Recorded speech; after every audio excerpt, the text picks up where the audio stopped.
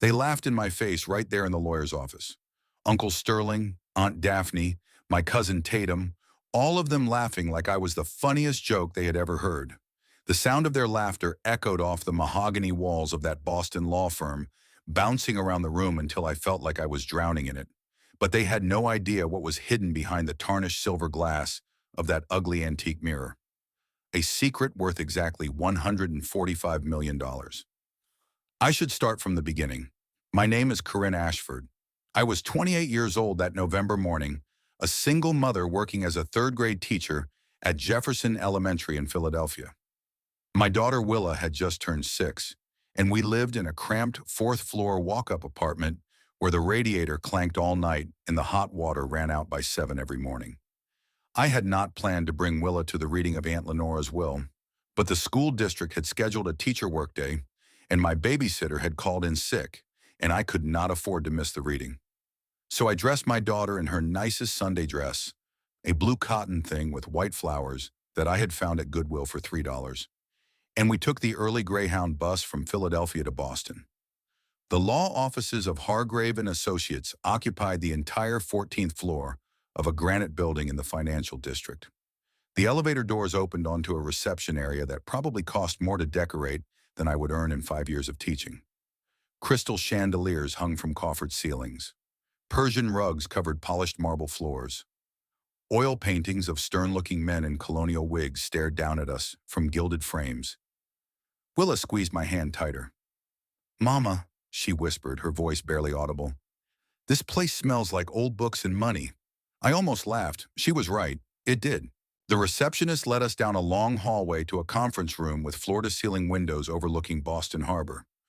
Rain streaked down the glass, turning the city into a blur of gray and silver. The weather matched my mood perfectly. They were already there when we arrived. Uncle Sterling sat at the head of the mahogany conference table, like he owned it, which I suppose he thought he soon would. He was 54 years old, my mother's brother, and he had the kind of face that looked like it had been carved from expensive marble and then left out in the sun to harden into something cruel. His Italian suit probably cost more than my monthly rent. His silver cufflinks caught the light every time he moved his hands. Beside him sat Aunt Daphne, his wife of 23 years. She was 50, with cheekbones that had been surgically sharpened and lips that had been injected until they looked like 2 pink pillows. She wore a black Chanel dress and a string of pearls that could have fed Willa and me for an entire year. Her eyes swept over us when we entered, cataloging our thrift store clothes and worn shoes with a single dismissive glance. And then there was Tatum. My cousin was 25 years old, with her mother's artificially enhanced beauty and her father's calculating eyes. She was scrolling through her phone when we walked in, her acrylic nails clicking against the screen like the tapping of impatient fingers on a desk. She had 40,000 followers on social media and had never worked a real job in her life. She barely looked up when we entered. "Oh," Daphne said, her voice dripping with a sweetness that I knew was poison. "You brought the child." "Her name is Willa," I said quietly, "and I did not have childcare today." Sterling checked his gold Rolex with exaggerated impatience. "Can we get this over with? I have a conference call at 2. The lawyer, Edmund Hargrave, cleared his throat softly. He was 65 years old with silver hair and kind eyes behind wire-rimmed spectacles. He had handled the Blackwell family affairs for 3 generations, and I could tell by the way he looked at me that he felt sorry for what was about to happen. "If everyone is present," he said, "we shall begin." I settled Willa into a leather chair beside me, pulling a coloring book and crayons from my canvas tote bag. She was a good girl. She would be quiet. She understood even at 6 that there were times when Mama needed her to be invisible. Hargrave opened a thick folder and began to read. The legal language washed over me like rain on a window. I understood enough to know that Aunt Lenora had been wealthy, far wealthier than I had ever realized. The Blackwell family fortune had been built over 4 generations, starting with her grandfather's cattle ranch in Montana and growing through smart investments in oil, timber, and eventually technology stocks in the early days of Silicon Valley. Aunt Lenora had been the last of her generation. She had never married, never had children of her own. She had lived alone in Blackwell Manor, a sprawling Victorian estate in Copper Ridge, Montana, for the past 40 years. The family had mostly ignored her, dismissed her as the eccentric spinster aunt who preferred books and solitude to society. But I had not ignored her. For the past 3 years, every Sunday that I could manage, I had driven Willa the 2 hours from Philadelphia to the small apartment Aunt Lenora kept in the city for her quarterly visits. We would have tea in her cluttered parlor. We would talk for hours while the afternoon light faded. Willa would sit on the faded oriental rug with her crayons, while Aunt Lenora told me stories about her extraordinary life. She had been magnificent once. In the early 1970s, she had been part of the New York art scene, running with painters and poets and musicians in Greenwich Village. She had almost married a sculptor, she told me once. Almost.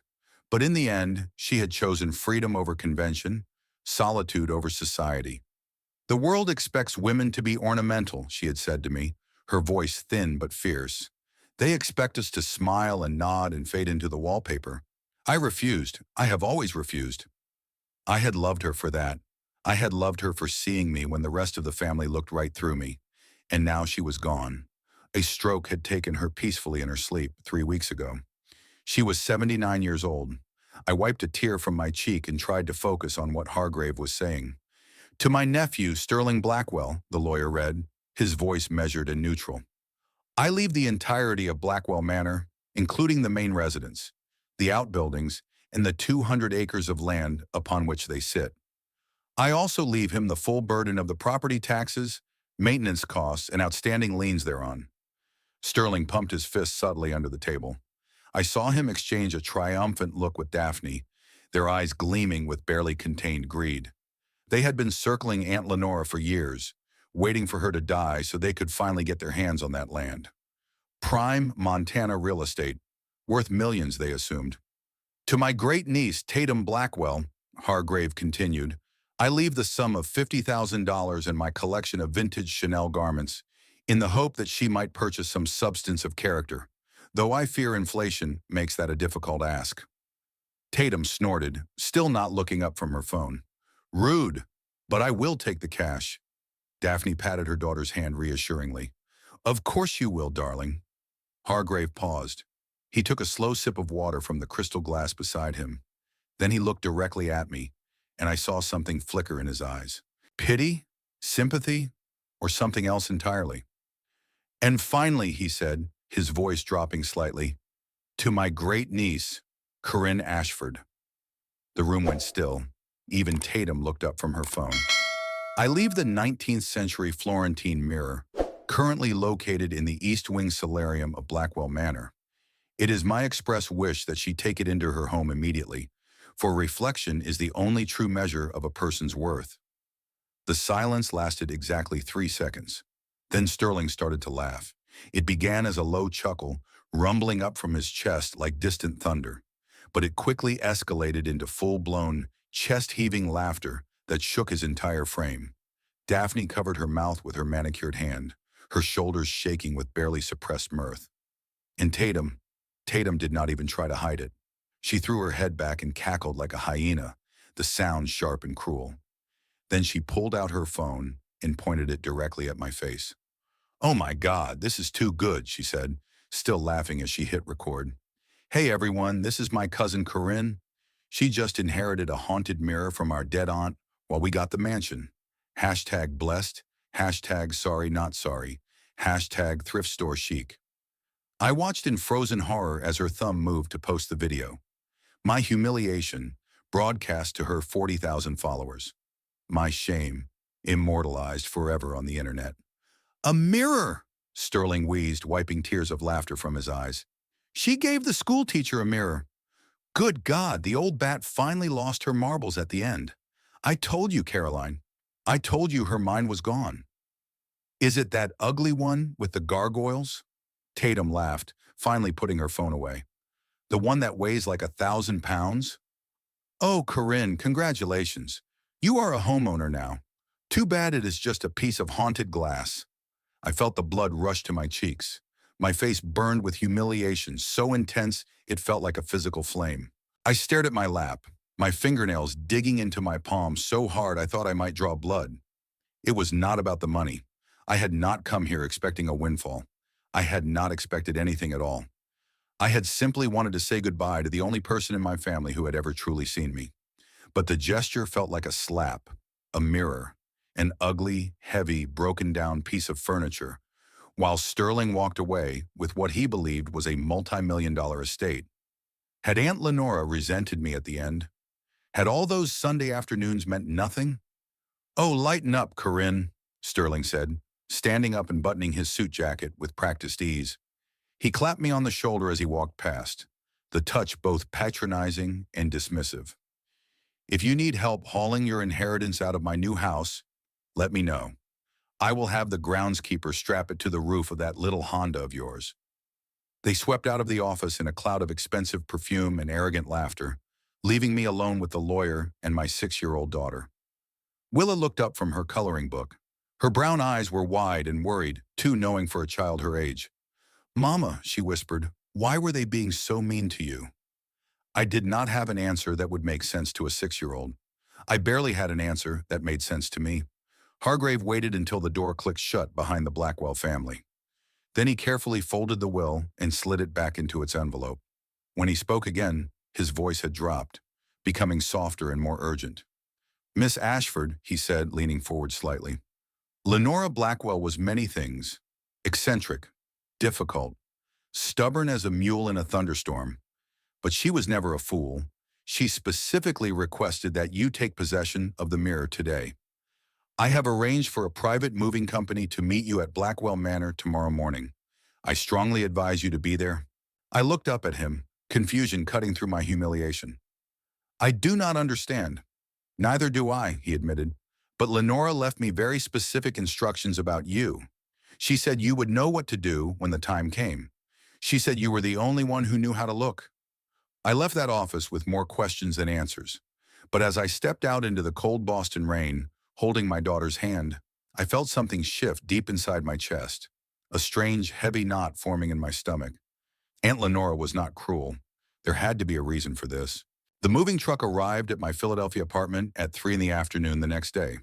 It took two enormous men nearly 45 minutes, a heavy-duty dolly, and a creative string of profanities to maneuver the Florentine mirror up 4 flights of narrow stairs and through my cramped doorway.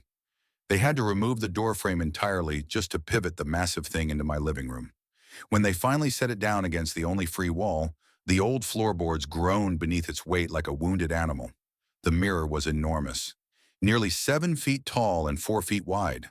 The frame was carved from dark mahogany that had blackened with age, covered in intricate and almost grotesque carvings of twisted vines, mythical beasts, and glaring gargoyles with hollow eyes. The glass itself was thick and heavily tarnished, spotted with dark blooming clouds of oxidation that made anyone looking into it appear distorted and ghost-like. Willa stood in the doorway of her tiny bedroom, clutching her stuffed bear, Mr. Buttons, to her chest.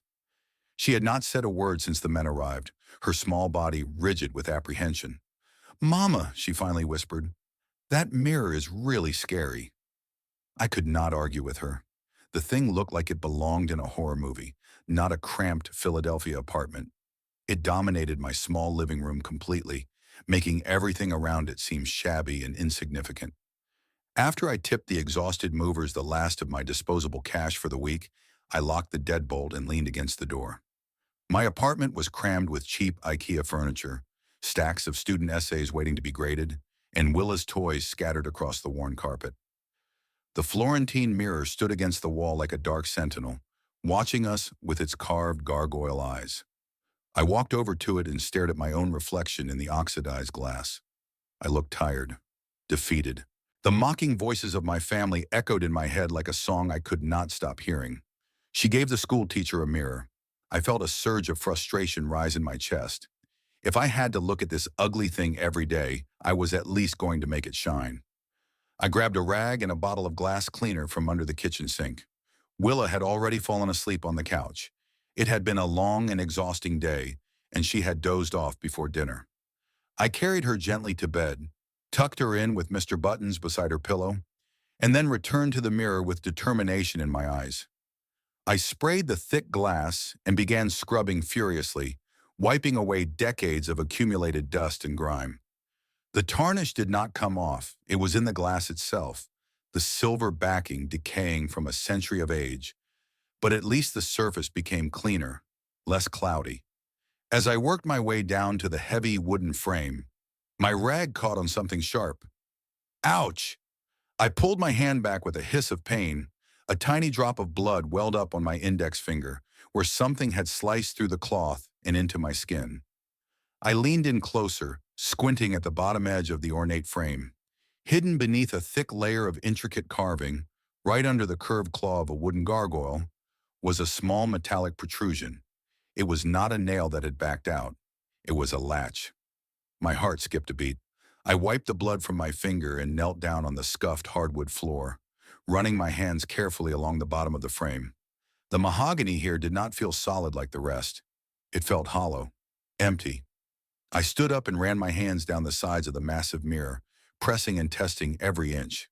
The frame was incredibly deep, nearly 8 inches from the front of the glass to the back where it rested against the wall. Why would a mirror need an 8-inch frame?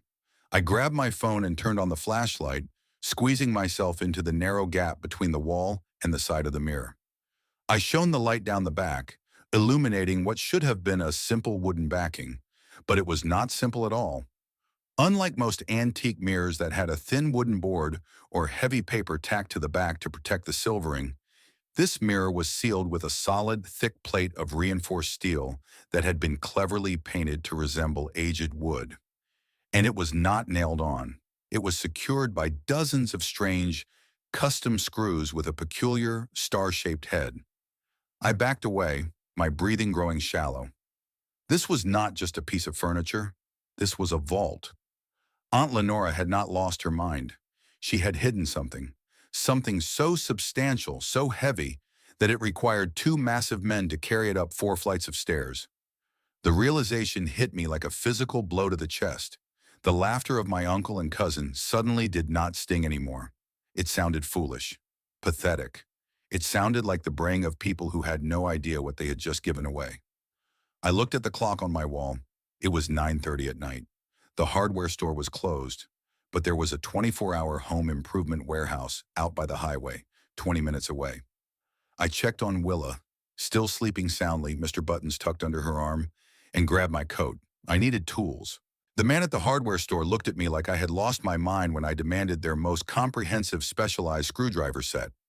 It was nearly 10 at night, and here was a wild-eyed woman in a worn pea coat asking about star-shaped screwdriver bits.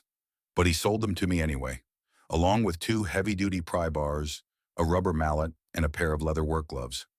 I made it home by 11. Mrs. Peterson, my elderly neighbor across the hall, was sitting in her doorway as she often did late at night, watching her small television set with the volume turned low. "Working late, dear?" she called out, peering at my shopping bags with curious eyes. "Just a project," I said, forcing a smile. "Good night, Mrs. Peterson." I locked my deadbolt, pulled the curtains closed, and turned on every lamp in the small living room until the space blazed with light. Getting behind the mirror was the first challenge. Because of its immense weight, I could not simply lay it face down on the floor by myself. I had to carefully, painstakingly pull it a few inches away from the wall, wedging books beneath the front legs so it leaned backward at a stable angle, giving me enough clearance to work behind it. I slipped on the leather gloves, selected the star-shaped bit that matched the strange screws, and attached it to my heavy-duty ratcheting driver. I fit the bit into the first screw in the top left corner. It held fast, frozen by decades of rust and pressure. I gritted my teeth and threw my entire body weight against the handle. With a sharp metallic crack that made me jump, the century-old seal broke. The screw slowly, reluctantly began to turn. It took me nearly 2 hours to remove all 48 screws, bordering the heavy steel backing plate. My arms ached with deep, burning pain. My palms were blistered beneath the gloves despite my precautions. Sweat dripped down my forehead, stinging my eyes and dripping onto the floor. But I did not stop. I could not. With the last screw removed, the massive backing plate still did not budge. It was wedged tight, sealed by decades of pressure and oxidation. I took the flat edge of the pry bar, wedged it into the microscopic seam near the top, and tapped it gently with the rubber mallet. Thud, thud, thud. The steel plate shifted with a metallic groan. I wedged my fingers into the gap. planted my feet firmly on the hardwood floor, and pulled with everything I had. The heavy metal plate groaned in protest, sliding out of its grooves inch by painful inch, and then suddenly tipped backward. I scrambled out of the way as it slammed onto the hardwood floor with a deafening crash that shook the entire apartment. I froze, listening for Willa. Nothing. She was a heavy sleeper, thank God. A thick cloud of ancient dust billowed into the air, making me cough and wave my hands frantically in front of my face. As the dust slowly settled, I shone my flashlight into the cavity of the frame. The entire back of the mirror was hollowed out, a secret compartment hidden for decades, and it was not empty. Lining the back of the glass was a thick layer of waterproof oiled canvas, carefully sealed against moisture and age. Tucked meticulously inside the canvas lining were dozens of tightly bound rectangular packages, wrapped in heavy brown butcher paper and sealed with thick red wax. My hands were shaking so violently I nearly dropped the flashlight. I reached into the dark cavity and pulled out the closest package. It was heavy, much heavier than paper should be, much heavier than anything that size had a right to be. I sat cross-legged on the floor, grabbed a box cutter from my tool pile, and sliced carefully through the thick red wax seal. I peeled back the brown paper with trembling fingers. Inside was a stack of large, beautifully engraved documents with intricate scrollwork and official-looking stamps and seals. They were not cash, but they were something I recognized from my high school economics class, something I had never expected to see in person. Bearer bonds. I squinted at the elaborate script at the top of the first certificate, my eyes struggling to process what I was seeing. United States Treasury Bearer Bond, Series 1928, face value $100,000. I gasped, the sound sharp and involuntary in the silent apartment. $100,000. Just one piece of paper. And in the stack I had opened, there were at least 50 of them. That was $5 million in a single package. I scrambled back to the mirror and shone my light inside the cavity, counting the packages with growing disbelief. There were dozens of them, dozens upon dozens. "Oh my God," I whispered into the empty room. "Oh my God, Aunt Lenora, what did you do?" Tucked beneath the first row of packages, resting against the canvas lining at the very bottom, was a thick, cream-colored envelope with my name written on it in Aunt Lenora's unmistakable, elegant cursive. I tore it open with trembling hands.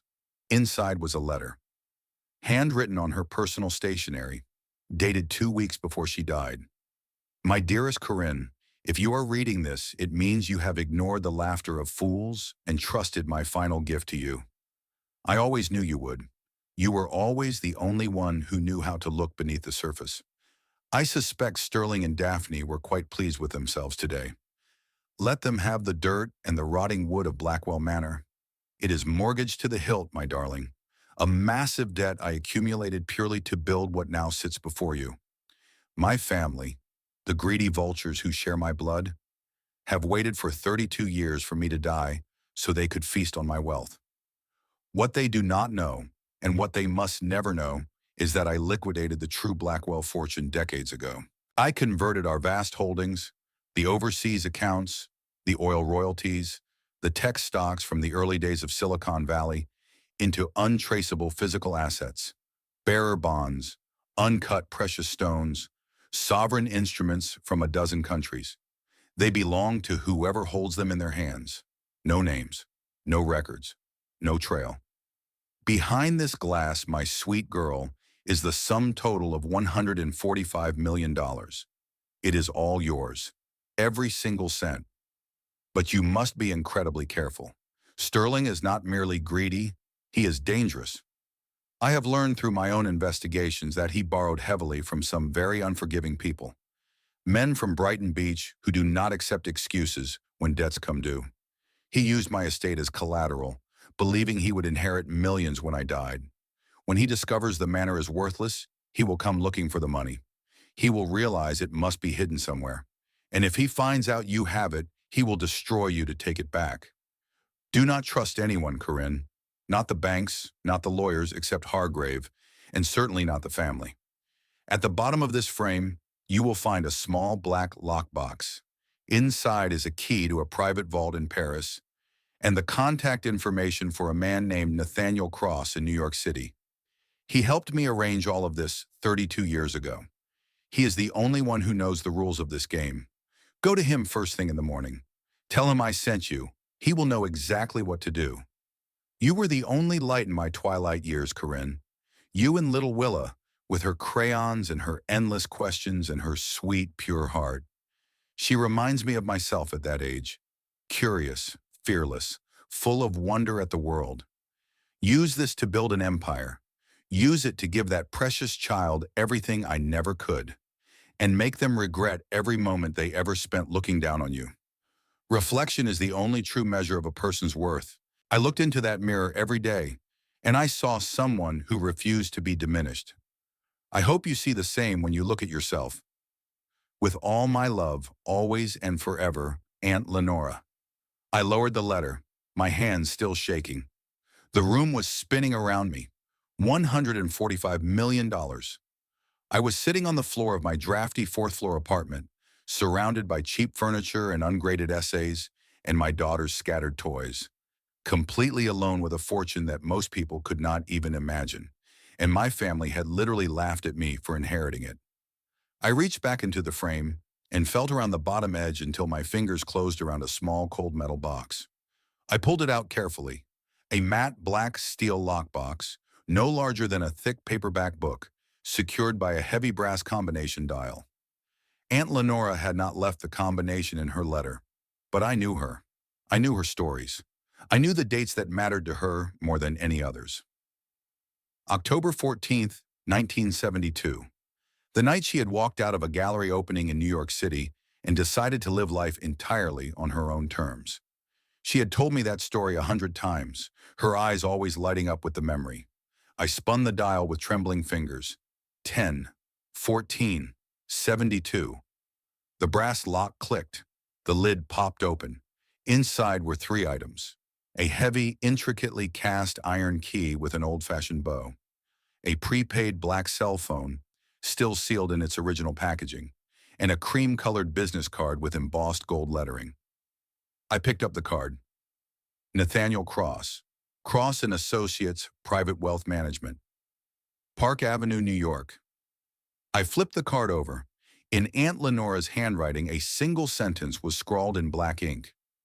Nathaniel is the only one who knows the rules of the game. Trust him with everything. I sat there on the cold floor, the letter in one hand and the business card in the other, staring at the hollow back of the antique mirror. Willa was asleep in the next room, dreaming whatever sweet dreams 6-year-olds dream, clutching Mr. Buttons to her chest. She had no idea that our lives had just changed forever. Neither did I. Not really, not yet. But I was about to find out. I sat there for what felt like hours, surrounded by the fortune Aunt Lenora had spent 32 years hiding, and I felt something I had not felt in a very long time. Hope. Real hope.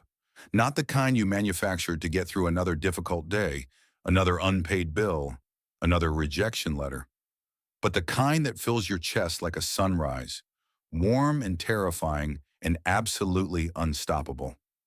Before I tell you what happened next, I want to ask you something. Have you ever received news that changed your entire life in an instant? Something you never expected, never even dared to hope for? Maybe an inheritance from someone you thought had forgotten you. Maybe a phone call that turned everything upside down. Maybe just a moment when you realized you were loved far more than you ever knew. If you have, I would love to hear your story. Leave it in the comments below. And if you are enjoying this story, please take a moment to subscribe. Your support means more than you know. Now let me tell you what happened when the phone rang. The phone rang at 2:17 in the morning. I was still sitting on the floor, my back against the wall, the bearer bonds spread around me like a paper fortress. I had not slept. I could not sleep. Every time I closed my eyes, I saw that number burn into my vision like an afterimage. The phone screen glowed in the darkness of my living room. A familiar name, Uncle Sterling. A cold sweat broke across my skin. It had been barely 4 hours since the reading of the will. 4 hours, and already he was calling me in the middle of the night. I stared at the screen, watching it ring, watching his name pulse with each vibration.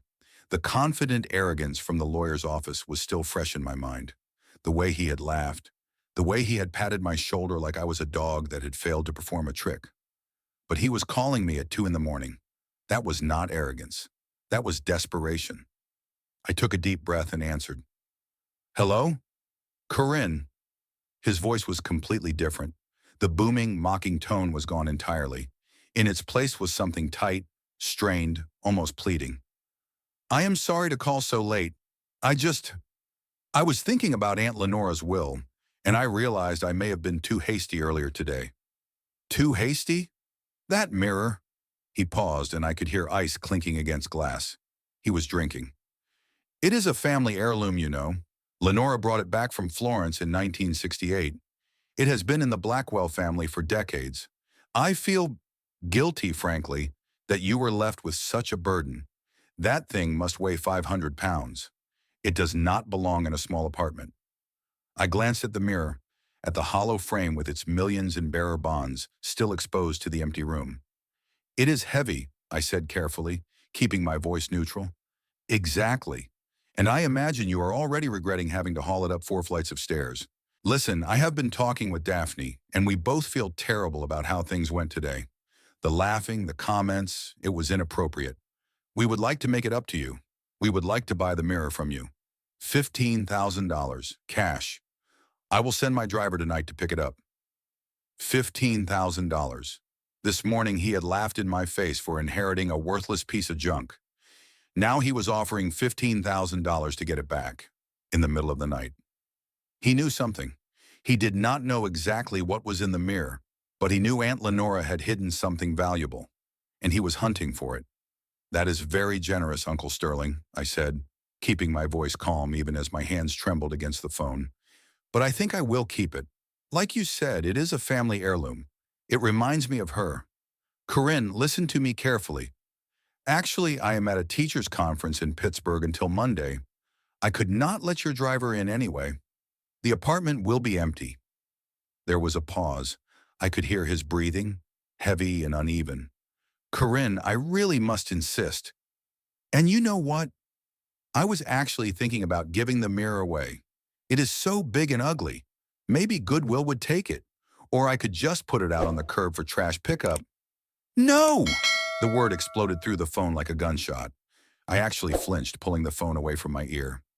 Sterling caught himself immediately, his voice dropping back to forced casualness. I mean, no, do not do that, sweetheart. It is an antique. It has sentimental value. I would hate to see it destroyed. Let me buy it from you. 20,000. Final offer. From 15 to 20,000 in 30 seconds. His desperation was showing through the cracks, like water through a dam. I will think about it, I said. Good night, Uncle Sterling. I hung up before he could say another word. Then I sat there in the darkness, staring at my phone, my pulse racing so fast I felt dizzy. He was coming. I did not know how or when, but I knew with absolute certainty that Sterling Blackwell was not going to stop at one phone call. He had borrowed money from dangerous people, using an estate that was now worthless. He was desperate, and desperate men did desperate things. I looked at the business card still clutched in my other hand. Nathaniel Cross, Park Avenue, New York. I could not wait until morning. The first train from Philadelphia to New York left Penn Station at 5:47 in the morning. I woke Willa at 4, dressed her in warm clothes while she was still half asleep, and packed a bag with the essentials.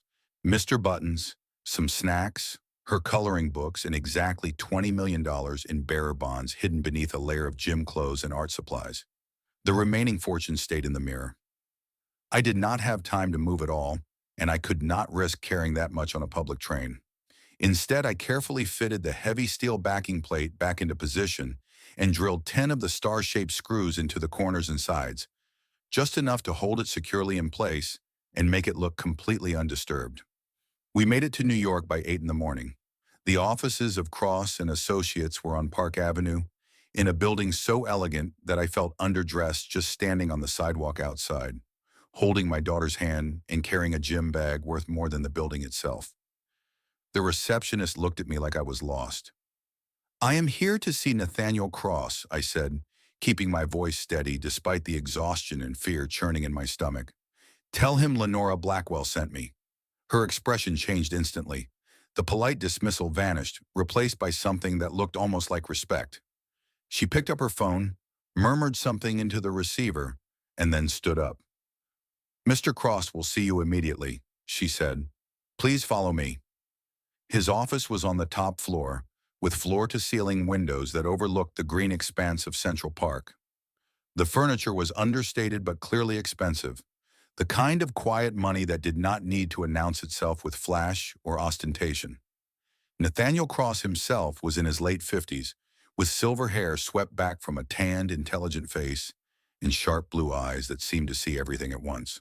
He wore a bespoke navy suit with no tie, and when he stood to greet me, his handshake was firm and warm. "Corinne Ashford," he said, looking at me like he was seeing a ghost. My God. Lenora showed me photographs over the years, but I did not expect. "You look exactly like her, like she did in the 70s when she was taking the art world by storm. You knew my aunt. I helped her build everything you are now standing in the middle of." He glanced at Willa, who was already settling into a leather chair with her coloring book, Mr. Buttons propped up beside her. "I see you brought your daughter. Good. That tells me you already understand how serious this situation is. We should talk." He closed the blinds with the push of a button, plunging the office into a dim, secure quiet. Then he told me the truth about my family. Sterling Blackwell, it turned out, had been completely and utterly broke for nearly 6 years. His real estate development business had collapsed in 2018, buried under a mountain of bad investments and worse decisions. But instead of accepting his losses and rebuilding honestly, he had done something incredibly, catastrophically stupid. He had borrowed money from Viktor Volkov. Volkov was not a banker. He was not a venture capitalist. He was not anyone you would find in a legitimate business directory. He ran a syndicate out of Brighton Beach in Brooklyn, a shadow operation that lent millions to desperate wealthy people who had exhausted their legitimate credit options. The interest rates were obscene, the penalties for late payment were worse, and the collection methods. Cross did not finish that sentence. He did not need to. Sterling had borrowed $28 million from Volkov, using Blackwell Manor and the supposed Blackwell fortune as collateral. He assumed he would inherit everything when Lenora died, Nathaniel explained, his voice grim. The estate, the investments, all the accounts. He thought he would pay off his debts and live like a king for the rest of his miserable life. "But there is nothing to inherit," I said slowly, the pieces clicking into place with horrible clarity. "Aunt Lenora liquidated everything decades ago. The manor is worthless." "Exactly. And now Sterling owes $28 million to men who will take payment in other forms if the cash is not available. When he discovers the manor is worthless, which he probably already has, he will tear the world apart looking for that money. And if he finds out you have it—" Nathaniel did not finish the sentence. The silence said everything. "What do I do?" I asked, hearing the fear creep into my own voice. "First, we need to secure the remaining assets. Get everything out of your apartment and into a location Volkov's people cannot trace. Then we arrange secure transport to the vault in Paris. Bearer bonds are valuable precisely because they are untraceable. Whoever physically holds them owns them legally, but right now you are holding $125 million in a fourth-floor walk-up with nothing but a deadbolt lock between you and some very dangerous people." My phone buzzed. A text message. It was from Mrs. Peterson, my elderly neighbor. "Corinne, dear, there is a man here from a water damage inspection company. He says he needs to check your apartment for pipe leaks. He is being very insistent. Should I let him in?" The blood drained from my face. My hands went cold. Nathaniel saw my expression change. "What is it?" I showed him the text, unable to speak. His jaw tightened, his whole demeanor shifting from advisor to soldier in an instant. "They have already found you. Volkov's people do not waste time." "How is that possible? It has been less than 12 hours since the will reading." "Volkov has people everywhere. He has probably had Sterling under surveillance for months, waiting to see what happened with the inheritance. The moment Sterling realized the estate was worthless, he would have called Volkov, and Volkov would have started looking for alternatives immediately. Your apartment would have been their first stop." My hands were shaking so badly I could barely hold the phone. Willa looked up from her coloring book, her brown eyes wide and worried. sensing the fear in the room. "Mama," she said in a small voice, "are the bad people looking for us?" I could not lie to her. I never could. "Maybe, sweetheart," I said softly, trying to keep my voice steady. "But I am going to keep you safe. I promise you that." Nathaniel was already on his phone, barking orders to someone on the other end in a voice that left no room for questions. "Barrett, I need a Class A extraction team at a residential address in Philadelphia. Fourth floor walk-up. We have a hostile watcher on site, possibly armed. We need to extract a package before they can secure the premises. 20 minutes, Barrett.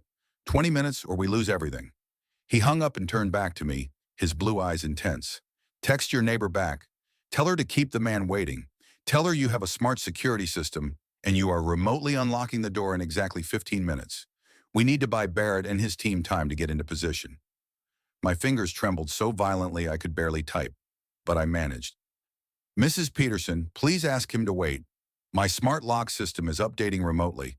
It will take 15 minutes to complete. Please do not let him force the door open." I hit send. Then I looked up at Nathaniel, terror finally breaking through my attempts at composure. "The mirror weighs 500 pounds, I said. Even if your team gets there in time, how are we supposed to move over $100 million down 4 flights of stairs while Volkov's men are watching the building?" "We do not move the mirror," Nathaniel said grimly, grabbing his tailored wool overcoat. "We gut it like a fish, and we do not go down the stairs." We made it to my apartment building in a black SUV that broke every speed limit between Manhattan and Philadelphia. Barrett Shaw was already there when we arrived, a man built like a concrete pillar with a dark tactical suit and eyes that had clearly seen things I did not want to imagine. 2 of his men had entered through the building's service entrance while Barrett approached the front, walking with the casual confidence of someone who had done this 100 times before. I watched through a crack in the curtains of a coffee shop across the street as Barrett walked up to the man waiting by my building's front steps. He was thick-necked, wearing a cheap leather jacket that bulged slightly under one arm. Sergey, I would learn his name later. Barrett flashed a badge, said something I could not hear, and Sergey retreated. Not happily, but he retreated, climbing into a gray sedan parked at the curb.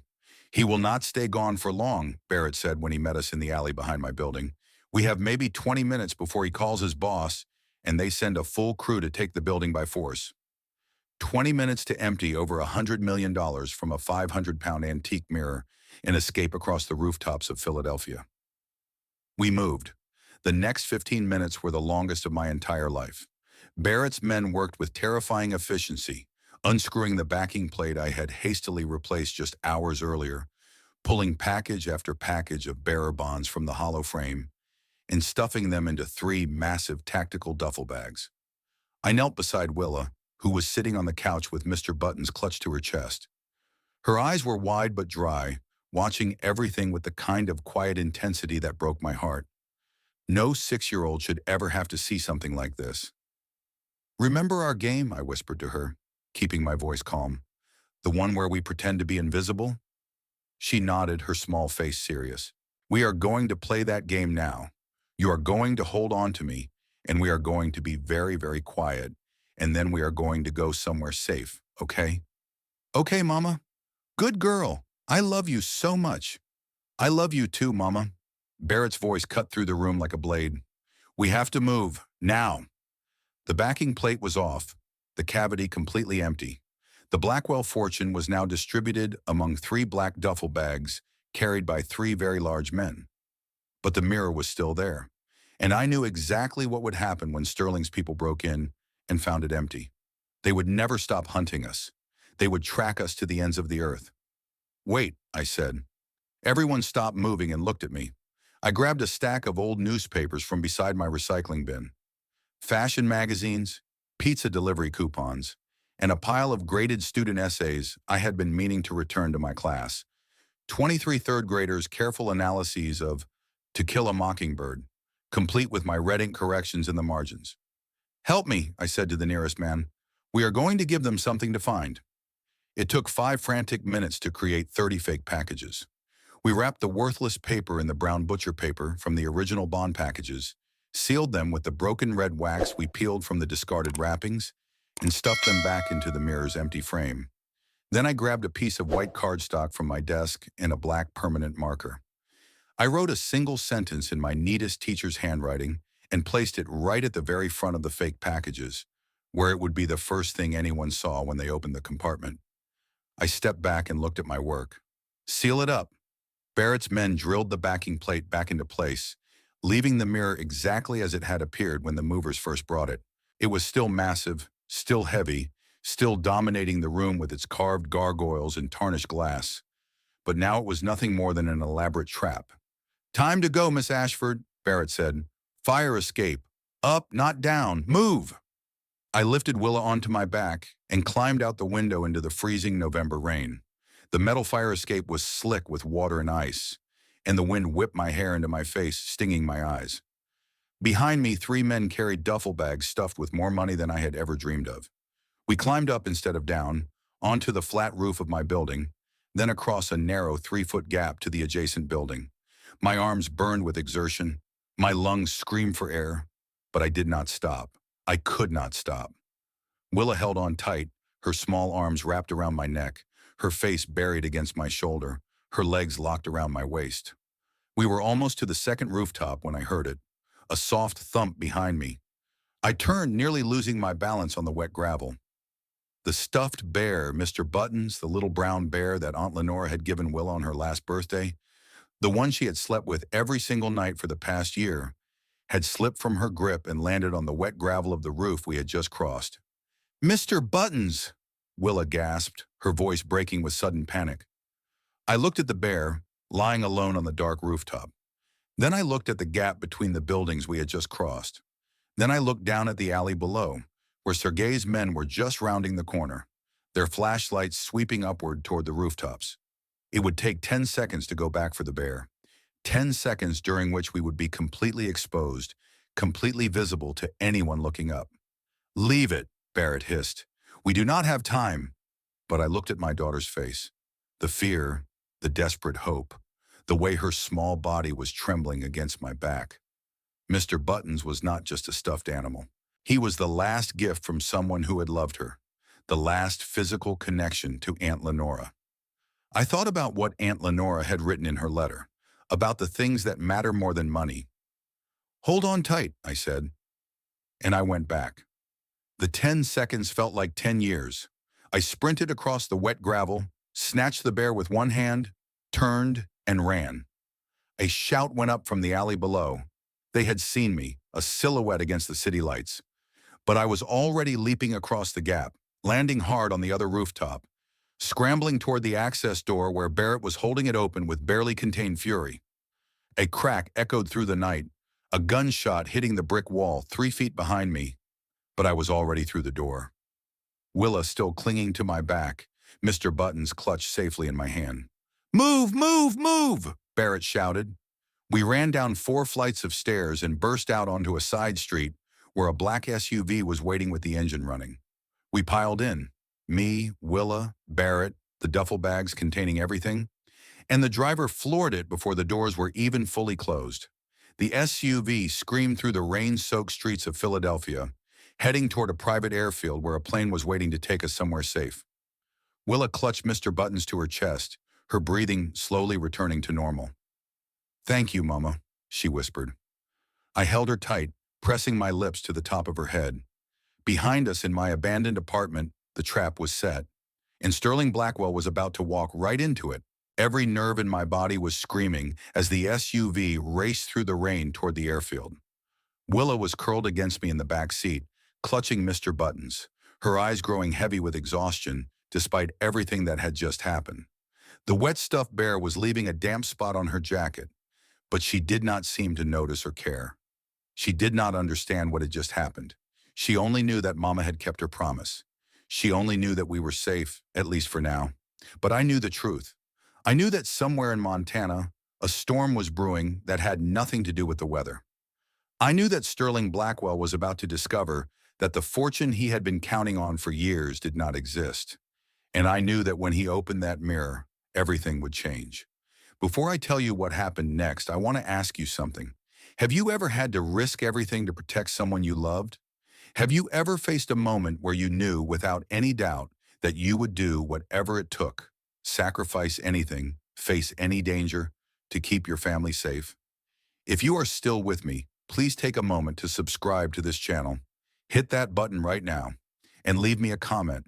Tell me what you think happened when Sterling finally opened that mirror. I would love to hear your predictions. Now let me tell you about the storm that destroyed Sterling Blackwell.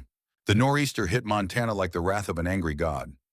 Blackwell Manor stood alone on its 200 acres of inherited land, the wind howling through its rotting eaves like the voices of ghosts, the rain lashing against its leaded glass windows in sheets.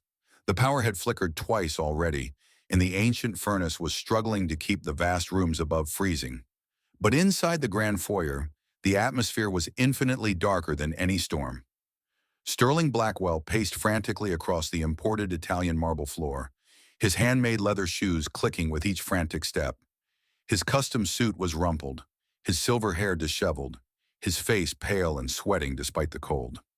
In his trembling right hand, he clutched a crystal tumbler filled with 20-year-old single malt scotch. It was doing nothing to calm his violently fraying nerves. He had received the call from the bank that afternoon, the call he had been dreading for 6 long years. Blackwell Manor was mortgaged to the hilt. There was no equity left. The property taxes were 3 years in arrears. The estate he had assumed was worth $20 million was, in reality, worth less than nothing. It was a liability, not an asset. Aunt Lenora had drained it completely dry, and Viktor Volkov was standing in his foyer. Volkov was not a physically imposing man, but he radiated danger the way a fire radiates heat. You could feel it the moment he walked into a room. His midnight blue suit was perfectly tailored, emphasizing his trim frame. His silver hair was slicked back from a face that might have been handsome once, before whatever lived behind his eyes had hardened it into something cold and empty. Behind him stood 4 men who looked like they had been carved from concrete and raised on violence. They did not speak. They did not need to. "You promised me a resolution tonight, Sterling," Volkov said. His voice was soft, almost gentle, barely above a whisper. Somehow that made it more terrifying than if he had screamed. "My employers across the Atlantic have been remarkably patient with you, very understanding. You told us Lenora left the collateral hidden on the property. You said you had located it." "I have. I swear to God, Victor, I have found it." Sterling's voice cracked, rising in pitch. He checked his gold Rolex for the 10th time in 5 minutes. "My men are bringing it from my niece's apartment right now. She was an idiot, Victor. A naive, pathetic little schoolteacher. She left it completely unguarded in a 4th-floor walk-up. She has no idea what she has." Volkov extracted a silver cigarette case from his inside jacket pocket and lit a thin cigarette with a gold lighter. The flame illuminated his face for a moment. Sharp cheekbones, cold, dead eyes, a mouth that looked like it had forgotten how to smile decades ago. "And what exactly are your men bringing me, Sterling? You owe us $28 million. You cannot pay that debt with inherited silverware or antique furniture."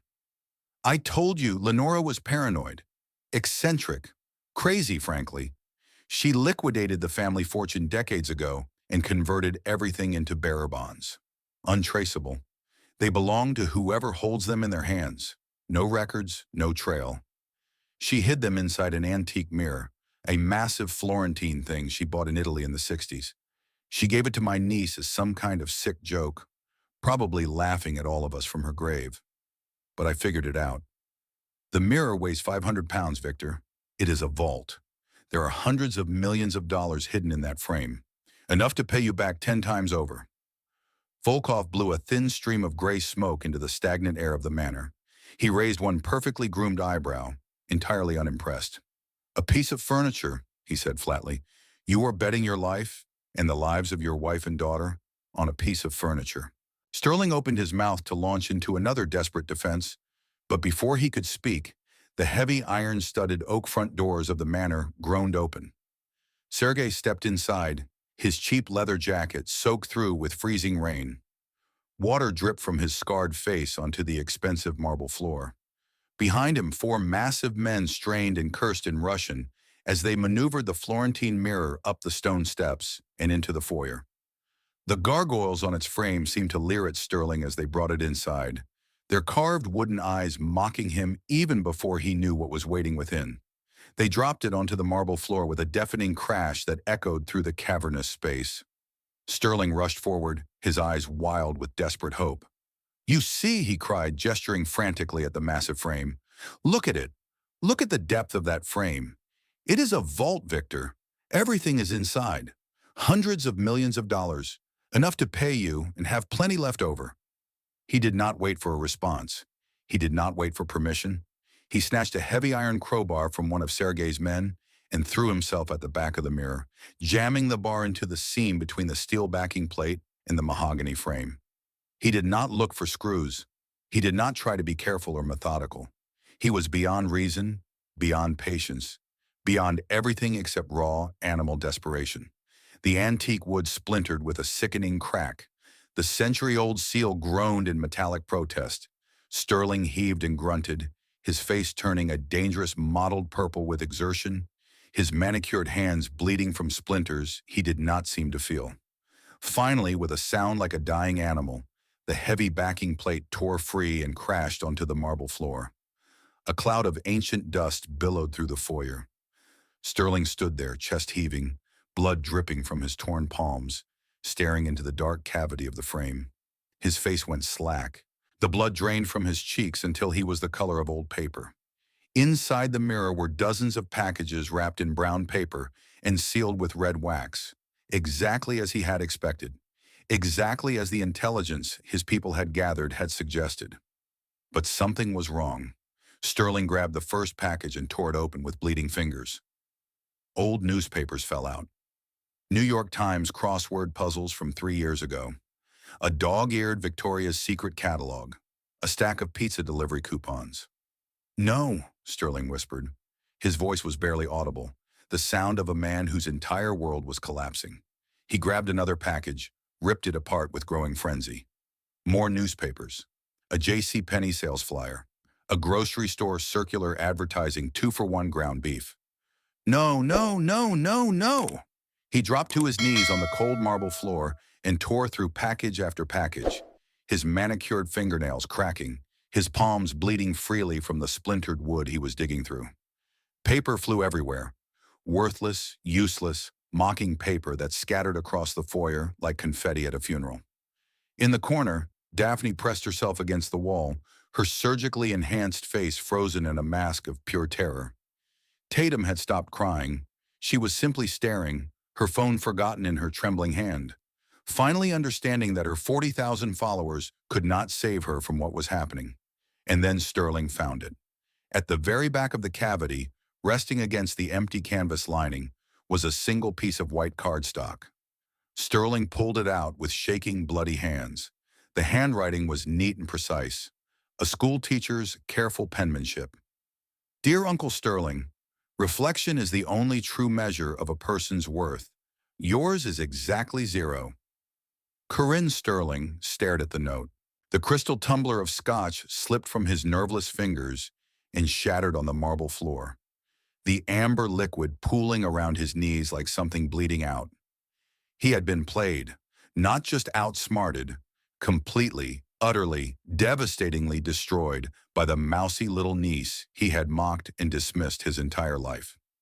The pathetic school teacher he had laughed at in the lawyer's office. The woman he had considered so far beneath his notice that he had not even bothered to learn her daughter's name. She had seen him coming from a mile away. She had taken everything, and she had left him holding nothing but garbage and a death sentence. Behind him, Viktor Volkov dropped his cigarette to the marble floor and crushed it deliberately beneath his heel. The sound was soft, almost gentle, like a judge's gavel falling on a final verdict. "I see," Volkov said quietly. Sterling turned, still on his knees, his bloody hands leaving red smears on the marble, his eyes wild and desperate. "Victor, I can explain. I did not know. She must have moved it. There has to be more. We can find her. Take the wife and daughter out to the vehicles," Volkov said to his men, his voice utterly devoid of any human emotion. He did not even look at the screaming women. "Mr. Blackwell and I are going to have a very long, very detailed discussion about alternative payment arrangements." Daphne screamed as 2 of Volkov's men grabbed her arms, her designer heels scraping uselessly against the marble as they dragged her toward the door. Tatum tried to run, but she only made it 3 steps before she was caught, her phone clattering to the floor. "Sterling!" Daphne shrieked, her voice cracking with terror. "Sterling, do something!" But Sterling did not move. He could not move. He knelt before the empty mirror, his bloody hands hanging limp at his sides, staring at his own reflection in the tarnished glass. For the first time in 54 years, he saw himself clearly. The cruelty, the greed, the emptiness, the absolute, profound worthlessness of everything he had ever been. Viktor Volkov placed a hand on Sterling's shoulder. The touch was almost gentle, the gentleness of a man who had all the time in the world and knew exactly how this was going to end. "Now, Mr. Blackwell," he said softly, almost kindly, "let us discuss your remaining options. I understand you still own several vehicles, a vacation property in Aspen, and of course, there is always the matter of your physical assets. The market for certain organs, I am told, is quite robust these days." The last thing Sterling saw before Volkov's men dragged him away was his own reflection in the Florentine mirror. Empty, hollow, worthless, worth exactly zero. I learned later what happened to them. Sterling Blackwell was never seen again. The official police report listed him as a missing person, and the investigation stayed open for years without resolution. But everyone who knew Viktor Volkov understood the truth. Men who owed Volkov money and could not pay did not simply go missing. They ceased to exist entirely. Daphne and Tatum were luckier, if you could call it luck. Volkov's men released them after 48 terrifying hours, but not before stripping them of everything they had ever owned. The jewelry, the designer clothes, the credit cards, the vacation home in Aspen. Every single asset Sterling had ever put in their names was seized as partial payment toward his debt. The last I heard, Daphne was working as a receptionist at a medical spa in New Jersey, living in a one-bedroom apartment that was smaller than her old closet, and Tatum had deleted all her social media accounts. The video she had posted of me at the will reading, the one where she mocked me for inheriting a worthless mirror, had gone viral in the worst possible way. Someone had edited it with a new headline: "Influencer mocks cousin who inherited $145 million. Then karma comes for her entire family." The comments were brutal. Hundreds of thousands of people celebrating her downfall. And for once in my life, I did not feel sorry for her at all. The sky over Paris was gray and soft when the car pulled up to the private bank on the Rue de la Paix, 2 weeks after our escape from Philadelphia. It had been 14 days of safe houses, private jets, and hushed conversations with lawyers who spoke in careful tones about bearer instruments and Swiss trusts and international wealth management. 14 days of looking over my shoulder every time we walked down a street. 14 days of Willa asking when we could go home. But now sitting in the back of a chauffeured sedan, watching the elegant Parisian streets slide past the tinted windows, I finally felt something I had not felt in years. Safe. Willa sat beside me, pressing her nose against the window, her breath fogging the glass. Mr. Buttons was in her lap, his worn fur now slightly cleaner after I had carefully hand-washed him in a hotel sink in Geneva. He still smelled faintly of rooftop rain. "Mama," she said, her voice filled with wonder, "the buildings here look like fancy cakes." I laughed, the first real laugh I had laughed in weeks, maybe months.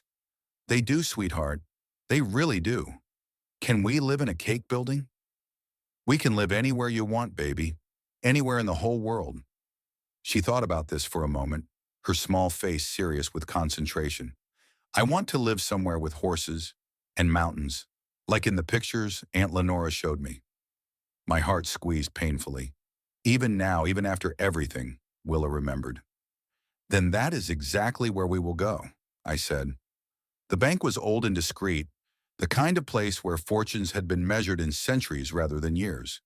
A uniformed attendant in white gloves led us through marble corridors lined with oil paintings to a private viewing room where Nathaniel Cross was already waiting. The counting machines had finished their work. The bonds had been authenticated, verified by 3 separate experts, and converted into modern instruments. The accounts had been established, secured, and diversified across 7 different countries. The number on the final statement was printed in elegant script on heavy cream-colored paper. $145 million. It is done, Nathaniel said quietly, his voice carrying a weight of finality. The fortune is yours, Corinne. Free and clear, completely legitimate. No one can touch it. Willa tugged at my sleeve, looking up at me with curious eyes. Mama, are we rich now? I knelt down so I could look directly into her face, those beautiful brown eyes that had seen so much in her short 6 years. Eyes that reminded me of Aunt Lenora's, curious, fearless, full of wonder. No, baby, I said softly, brushing a strand of hair from her forehead. We are not rich. We are free. And that is so much better than rich. She considered this for a moment, her small brow furrowing with thought. Then she nodded, as if it made perfect sense. Okay, she said simply. Can we get ice cream? I laughed again, a real laugh, full and warm and completely unguarded, and pulled her into my arms. Yes, sweetheart. We can get all the ice cream in the whole city. I thought about staying in Europe. Paris was beautiful in ways I had never imagined. The food was exquisite. The art was breathtaking. No one knew who we were or where we had come from. We could have disappeared into the winding streets and elegant cafes, living a quiet life of comfort until Willa was grown. But that was not what I wanted. And more importantly, it was not what Aunt Lenora would have wanted for us. 3 months after we arrived in Paris, Willa and I boarded a plane back to the United States. But we did not return to Philadelphia. There was nothing left for us there. No apartment, no job, no community. Just memories of a life that now seemed to belong to someone else entirely. Instead, we went to Montana. Blackwell Manor was gone by then. The bank had foreclosed on it within weeks of Sterling's disappearance. The land had been divided up and sold at auction. The grand old Victorian house demolished to make way for a new housing development, but not all of it. I had arranged, through Nathaniel and his network of lawyers, to purchase 40 acres of the original estate. The western corner, where Aunt Lenora's childhood home had once stood, a modest farmhouse that had been abandoned for decades but whose stone foundation was still solid and true. We drove out to see it on a clear September afternoon, the kind of day when the Montana sky seemed to stretch forever in every direction, and the mountains looked close enough to touch. The old farmhouse was a ruin. The roof had collapsed in several places, and the walls were weathered to the color of old bones. Wild grass grew waist-high around the foundation, and birds had nested in what remained of the eaves. But as I walked through the overgrown yard, pushing through the tall grass, I could see what it had been, what it could be again. A home. Willa ran ahead of me through the wildflowers, chasing a monarch butterfly, her laughter echoing across the empty fields like music. Mama, she called out, her voice bright with excitement. There is a bird's nest in that tree, a real one with baby birds. Can we keep them? I smiled, feeling something shift deep inside my chest.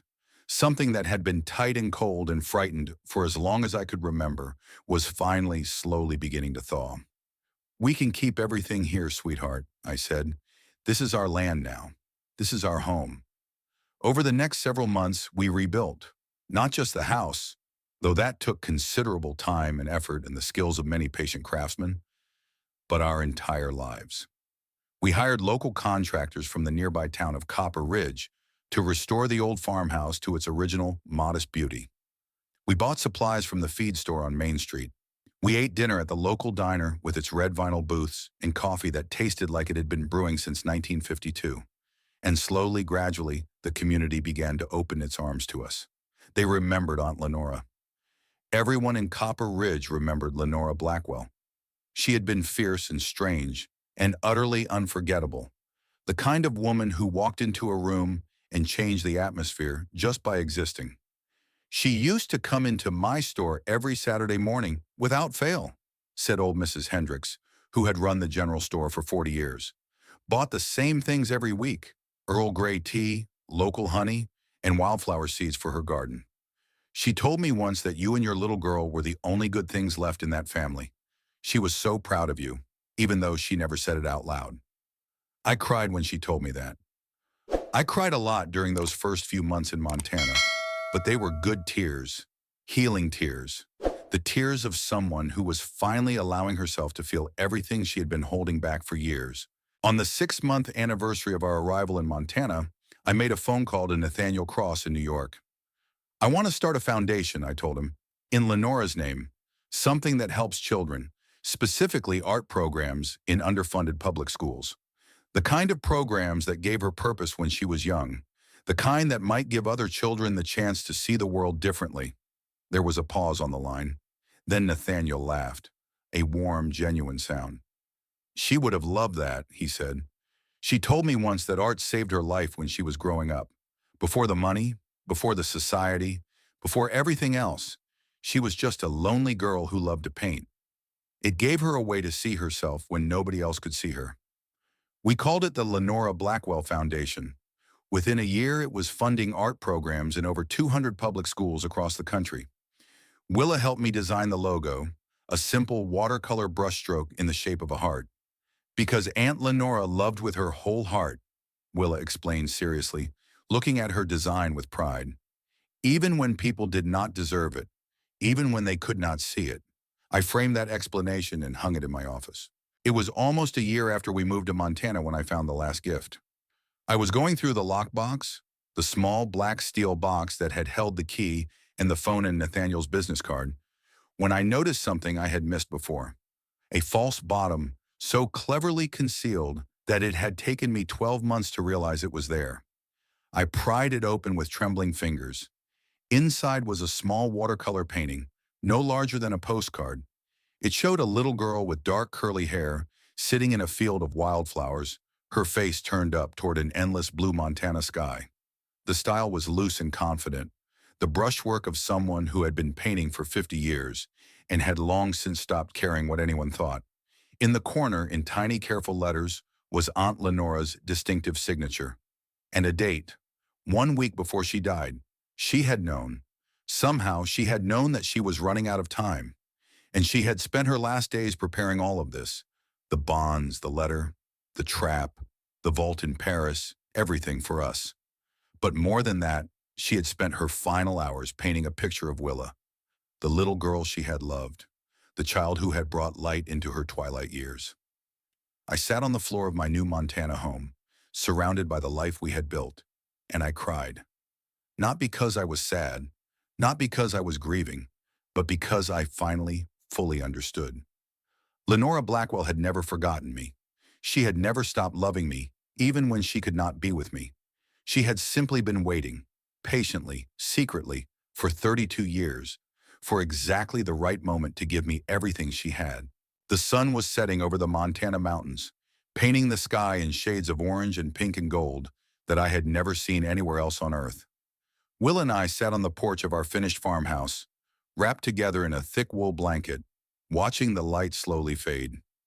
Mr. Button sat between us, his button eyes gazing placidly at the horizon, his worn fur soft from countless washings. The air smelled like pine and wildflowers in the last warmth of autumn. "Mama," Willa said quietly, her voice sleepy and content.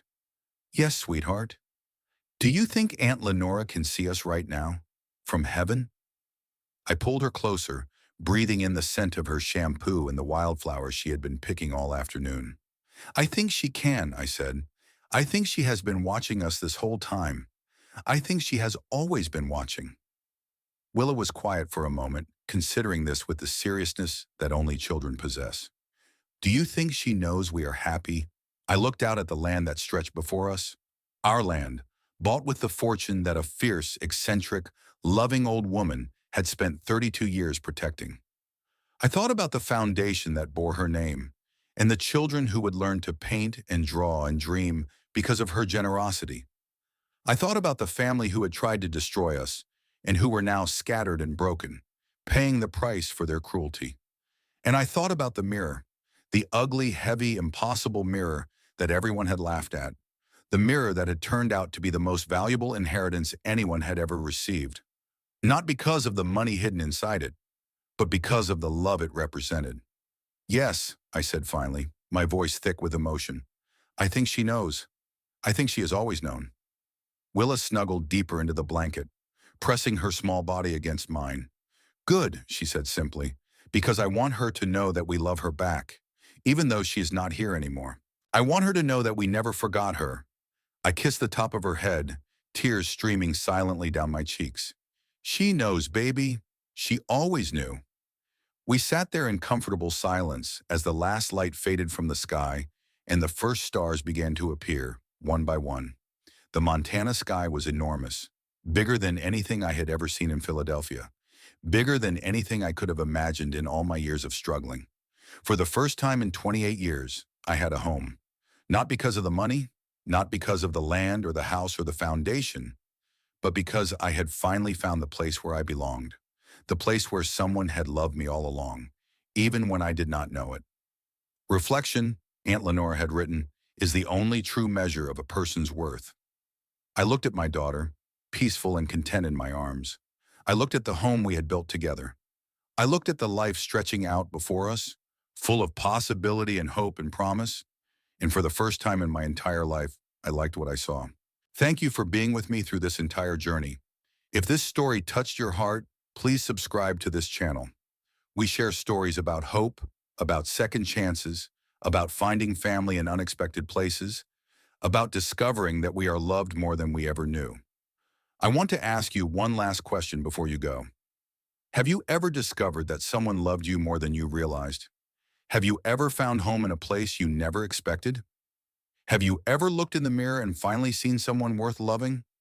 If you have, I would love to hear your story. Leave it in the comments below. Your story might be exactly what someone else needs to hear today. Thank you for listening. Thank you for caring. Thank you for being here. Until next time.